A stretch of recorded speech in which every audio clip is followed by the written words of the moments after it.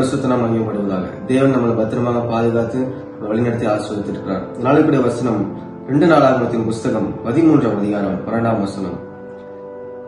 உங்கள் தேவனாகிய கர்த்தருக்கு விரோதமாக யுத்தம் செய்யாதீர்கள், செய்தால் உங்களுக்கு சித்திக்காது என்றான். இந்த வசனம் என்ன சொல்லப்பட்டிருக்குன்னா, கர்த்தருக்கு விரோதமாக யுத்தம் செய்யாதீங்க.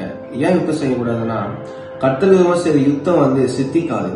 டிரான்ஸ்லேஷன் என்னன்னா, நம்ம சக்சஸ் ஆக முடியாது, ஜெயிக்க முடியாது அந்த யுத்தத்தை. ஏன்னா அவர் பரிசுத்தம் உள்ள தேவன், அவர் ராஜா, அவர் பெரிய தேவன். அவருக்கு விரோதமாக செய்யற யுத்தம் சித்திக்காத சொல்லப்படுகிறது. இந்த 12ஆம் வசனம் சொல்லப்படுது, தேவன் எங்கள் சேனாதிபதி எங்களுடனே கூட இருக்கிறார். இப்ப யாரு தேவன் நம்ம கூட இருக்கிறார் அப்படின்னா, யார் கர்த்தருக்கு பயந்து வாழ்றோமோ, கர்த்தருக்கு உண்மையா வாழ்றோமோ, அவரோட கர்த்தர் நம்மோடு இருக்கிறார் தைரியமாக நம்ம சொல்லலாம். இப்படிப்பட்ட சூழ்நிலையில நம்ம யாருக்கு விரோதம் நிற்கக்கூடாதுன்னா, கர்த்தருக்கு விரோதமாக நிற்கக்கூடாது. கர்த்தர் அபிஷேகம் பண்ணப்பட்ட மனிதர்கள் விரோதமா நிற்க கூடாது.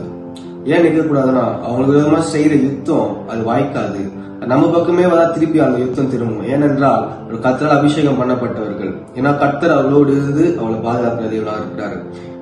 கர்த்தர் விரோதமா யுத்தம் செய்யாதீங்கள்.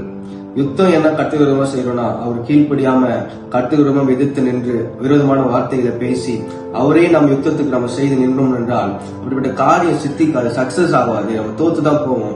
ஏன்னா அவர் ராஜா, அவர் விரோதமா செய்யப்படுகிற எந்த யுத்தம் இருந்தாலுமே நம்ம ஜெயிக்க முடியாது என்று வேதம் சொல்லப்பட்டுகிறது. அதனால கர்த்தர் விரோதமா யுத்தம் செய்ய தேவையில்ல, கர்த்தருடைய மனுஷர்களுக்கு விரோதமாக யுத்தம் செய்ய தேவையில்ல.